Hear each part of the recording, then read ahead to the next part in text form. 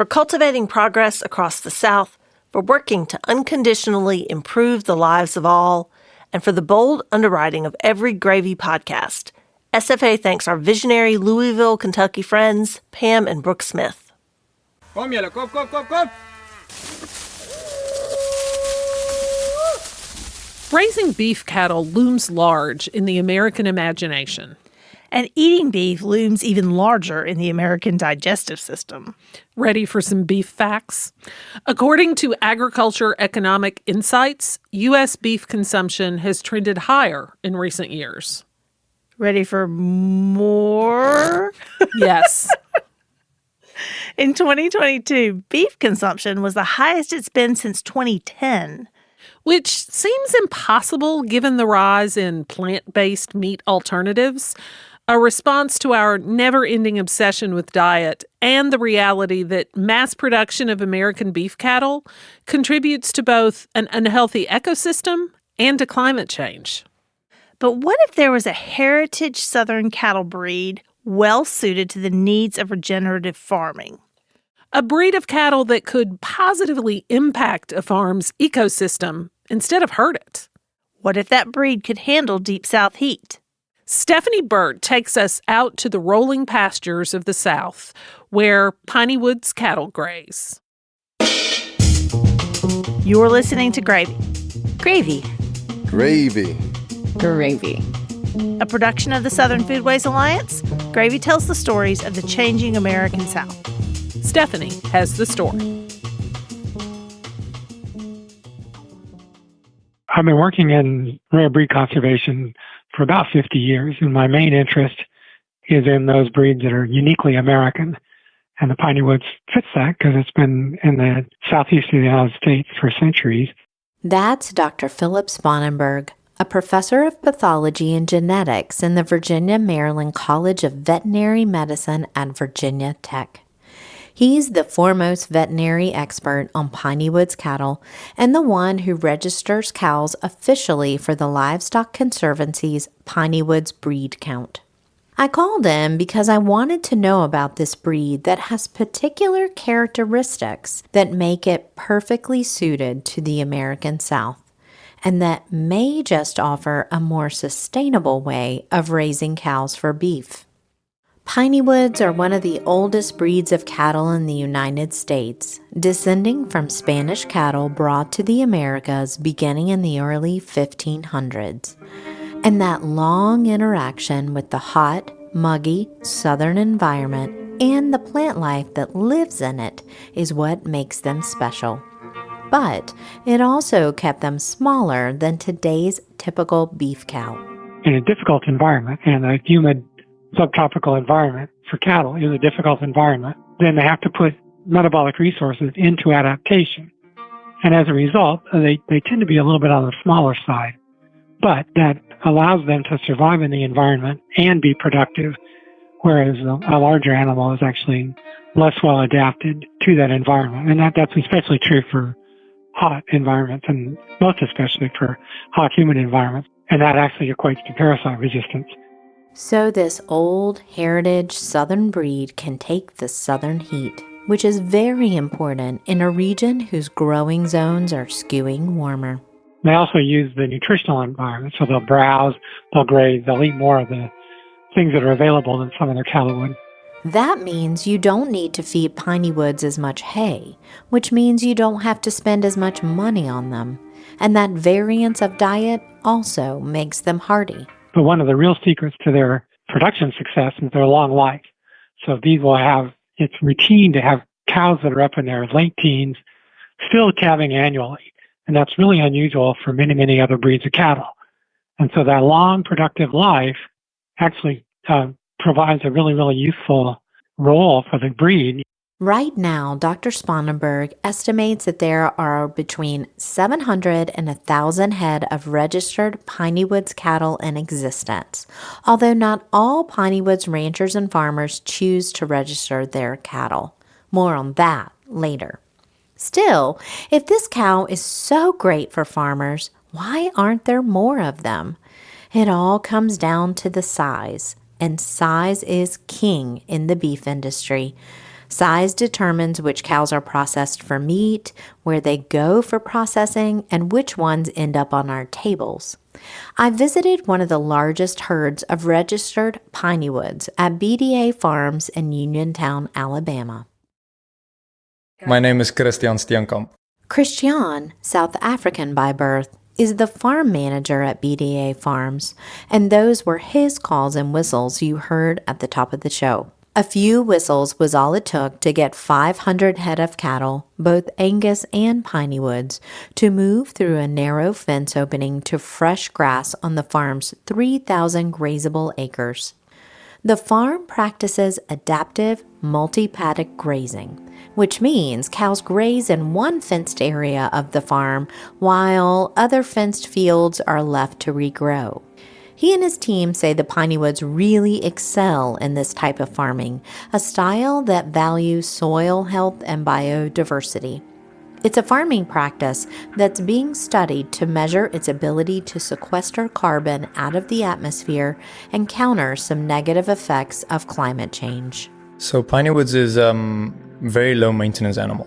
We also have a lot of farmland that is not very suited, that has more tree and wooded species. And the Pinewoods is very, very good at taking that lower quality forage and turn it into something productive. And that's why we enjoy having the Pinewoods and why we like to have the Pinewoods. They have a natural ability to handle what gets thrown at them in the south. They don't struggle with flies much, so we don't have to do anything for that. We don't have to treat for that. And at BDA, there is a wide variety of plants because, unlike many conventional cattle farms, they choose not to spray pesticide to kill particular types of plants that other farmers call weeds, but BDA sees as variety. The Pinewoods like a more diverse buffet, if you want to put it that way, or salad bar that they can pick from. And that's why the Pinewoods works really well.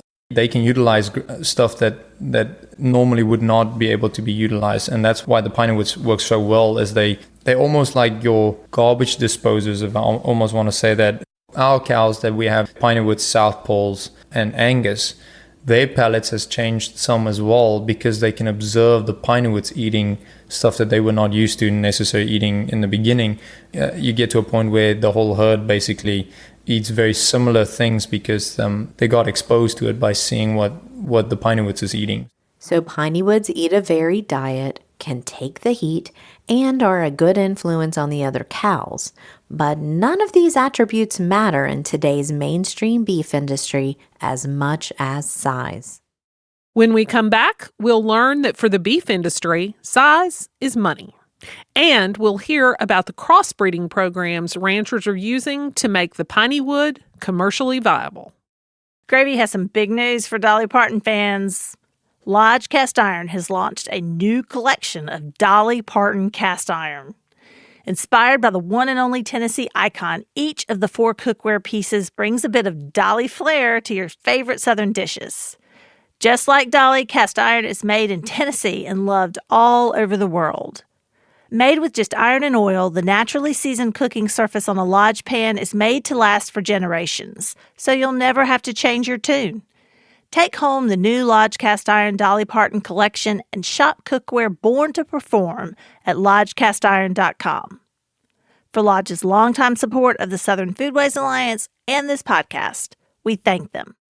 Georgia cattle farmer Will Harris of White Oak Pastures used Pinewoods and other breeds like it to find his ideal cattle stock because the realities of processing present a hurdle. By and large, the beef industry in the United States is standardized around large breeds such as Angus, he explains.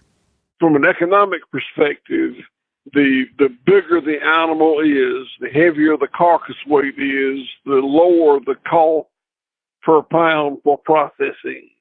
If a live animal out of a feedlot comes to the packing plant weighing 1,400 pounds, which is not unusual, and a Pinewoods, especially a grass-fed animal, comes in weighing 800 or 900 pounds, it costs just about as much to put the 1,400-pound animal through the process as it does the 800 or 900 pound animal.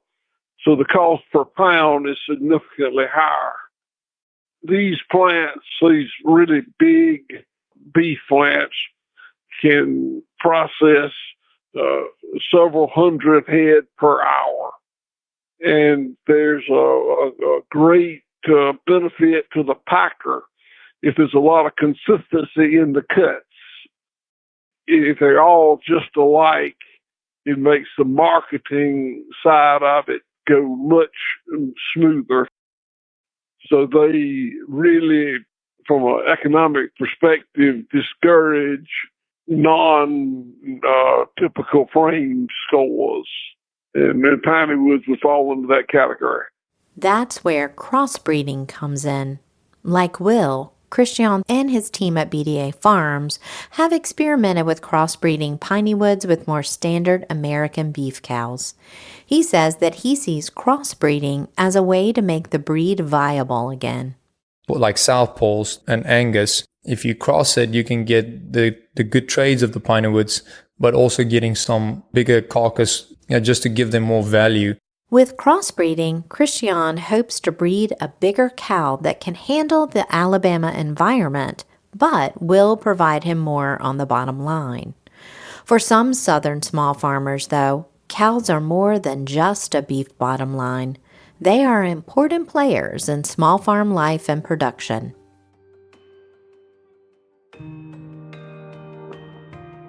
One such farm is Ozark Acres Regenerative Farm in Coleridge, North Carolina.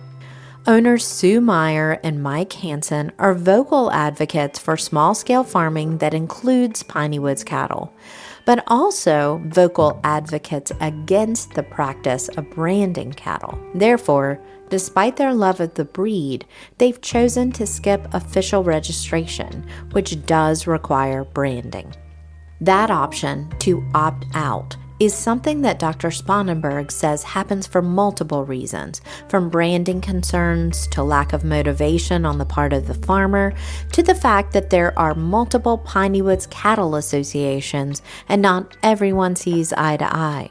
At Ozark Acres, an average herd of 15 or so unbranded Pineyoods graze 21 acres of pasture and 15 acres of forest set in the rolling hills of Randolph County. It was land that was farmed for generations before they acquired it.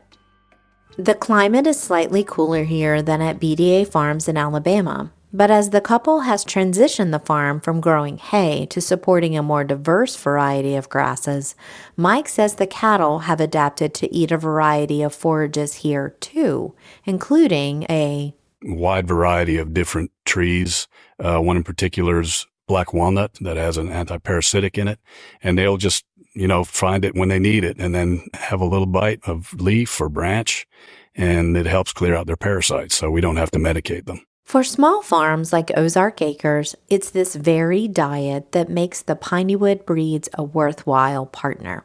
It's not just a breed to be tended to, but something akin to a bovine bushwhacker. I think the biggest part that they contribute to, and again, this is because of their varied appetite, is maintaining the forest.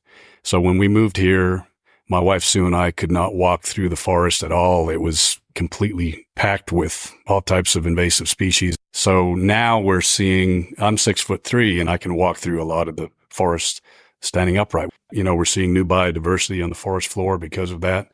As some look for alternatives to industrialized farming, Ozark Acres' work with the animals is a great example of using them beyond simply their beef production capabilities. Both BDA and Ozark Acres sell their beef direct to consumers, but the beef hasn't caught on in restaurants long term, and that's despite well-known chefs Sean Brock and Vivian Howard including it at various times on menus. One of the main reasons why Pineywood's beef is being left behind comes down once again to processing, the linchpin of the country's dominant beef production model. I've talked to many small-scale livestock farmers, and many cite the shortage of USDA-approved processors that are outside of the large industrialized model that Will describes. People have been raising Pineywoods for hundreds of years, but post-World War II, processing became centralized through the USDA. Little by little, processing a small cow or a small number of cows instead of hundreds at a time became much harder. Most of the folks raising this breed live hours from the nearest processor that can or will accommodate a difference in size from the industry standard. So, the queue for processing is very long.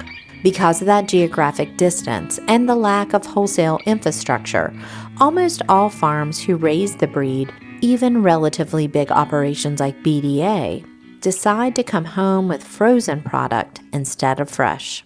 And many restaurant chefs are only looking for fresh beef that's never seen a deep freezer. But get your hands on some Pineywoods beef, fresh or frozen, and the results are delicious.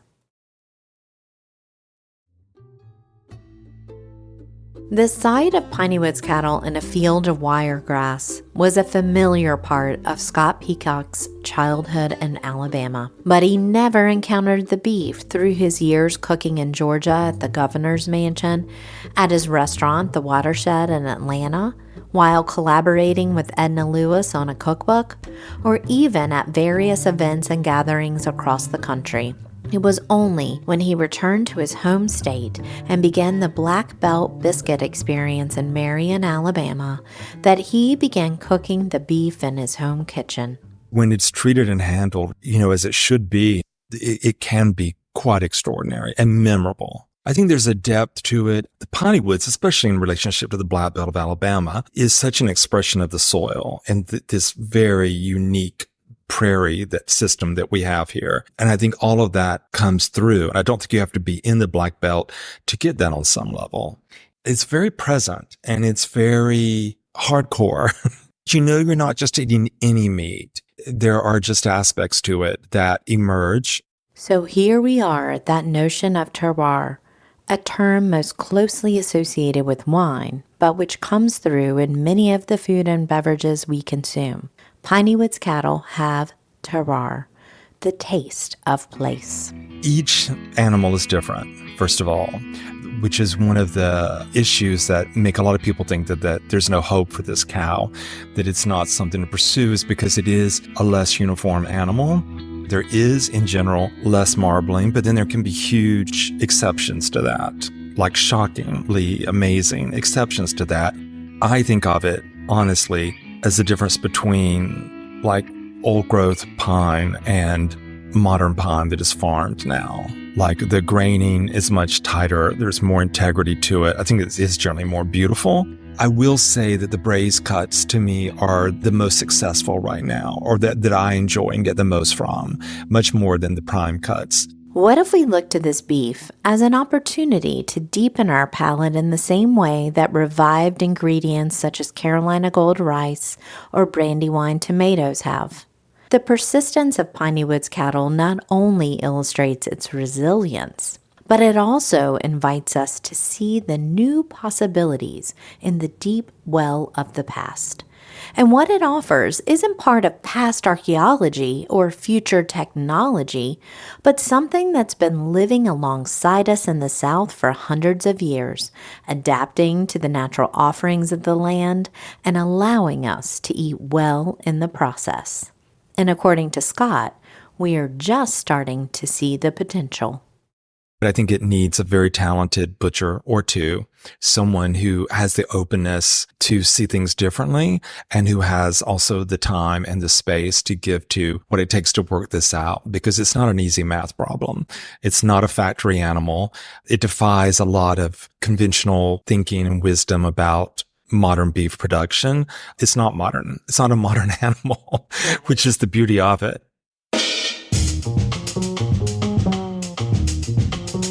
Stephanie Burt reported and produced this episode.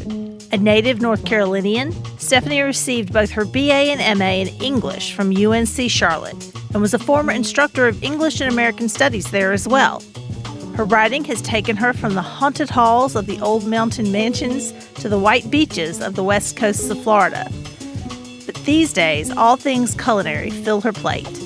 She is a full-time freelance writer for a variety of publications and the host of The Southern Fork, a podcast devoted to Southern culinary conversations. We thank Wendell Patrick for Gravy's theme music. We also owe a huge thanks to Clay Jones and Broadcast Studios for recording and mixing Gravy. My co-host, Mary Beth Lassiter, is our publisher. Managing editor for Gravy and all other SFA media is Sarah Camp-Milam. Olivia Terenzio is our podcast editor, and fact-checking comes courtesy of Heather Cole. Want to learn more about the changing American South?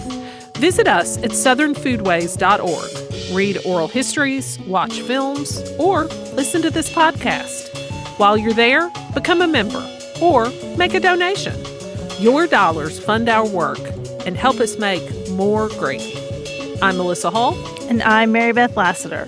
Are you excited to lap up another episode of Gravy, Melissa? I am. Tell a friend. I will. And I'll pass the gravy boat because there's plenty to go around. Gravy is proud to be a part of APT Podcast Studios.